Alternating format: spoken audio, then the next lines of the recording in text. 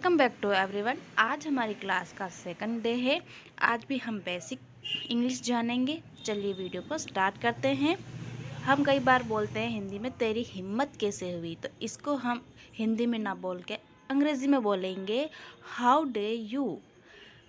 हम बोलते हैं मेरा हाथ छोड़ो, let go of my hand, मेरे लिए रुको, वेट ऑफ मी।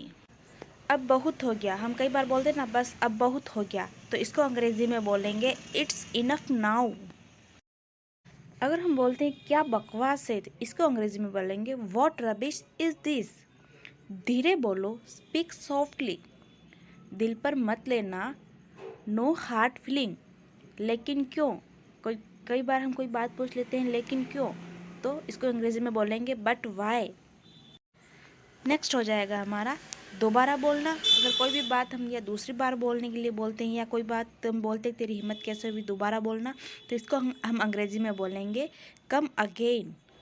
मैं नहीं करूँगा, हम किसी भी काम को मना करते हैं मैं नहीं करूँगा, तो इसको अंग्रेजी में बोलेंगे I will not do it, I will not do it. अब हम देख लेते हैं रिश्तेदार, रिलेटिव।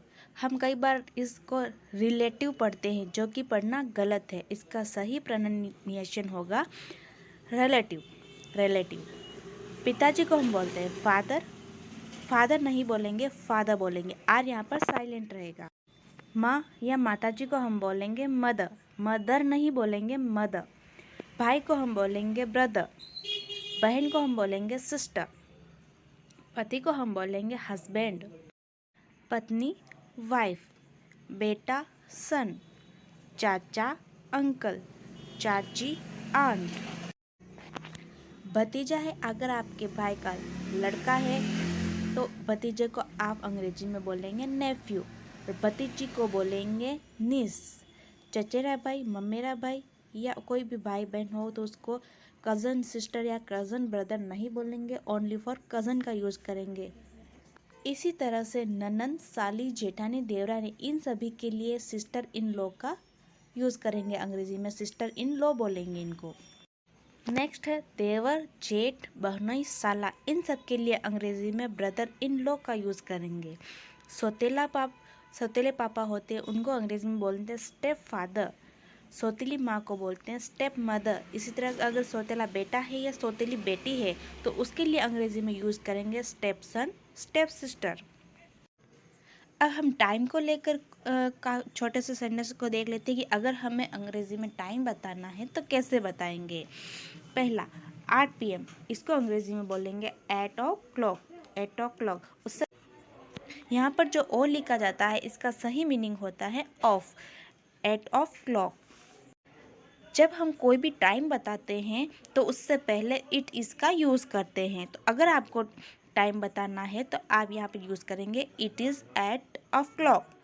अगर आपको टाइम बताना है 8:15 हो रहे हैं तो यहाँ पर आप बोलेंगे इट इज़ 8:15। यहाँ पर बीत गए, 15 मिनट बीत गए। क्वार्टर का मतलब होता है कि चौथाई भाग, 60 मिनट का चौथाई भाग 15 मिनट क्वार्टर कहलाएगा, उसको हम क्वार्टर बोलते हैं। अगर आपको टाइम बताना है कि 8:20 हुए हैं तो इसको अंग्रेजी में आप बोलेंगे इट इज़ 8:20। यहाँ पे 20 नहीं बोलेंगे, टी साइलेंट होता है, 20 बोलेंगे। अगर आपको टाइम बताना है 8:30 तो यहाँ पर आप इसको बोलेंगे इट इज़ 8:30। 8:40 का टाइम आपको बताना है तो यहाँ पर यूज़ करेंगे इट इज़ 20 to 9, यानी कि 9 बजने में 20 मिनट बाकी हैं। हाफ टाइम के बाद में जो टाइम बाकी रहता है नेक्स्ट के लिए वही हम यहाँ पे यूज़ करते हैं। 8:45 के लिए हम बोलेंगे इट इज़ 8:45। 8:50 के लिए हम बोलेंगे 10 to 9। 9 बजे के लिए हम क्या बोलेंगे कमेंट करके आप बताइए। वीडियो अगर अच्छी लगी हो तो लाइक शेयर सब्सक्राइब जरूर कीजिएगा। Thank you for watching.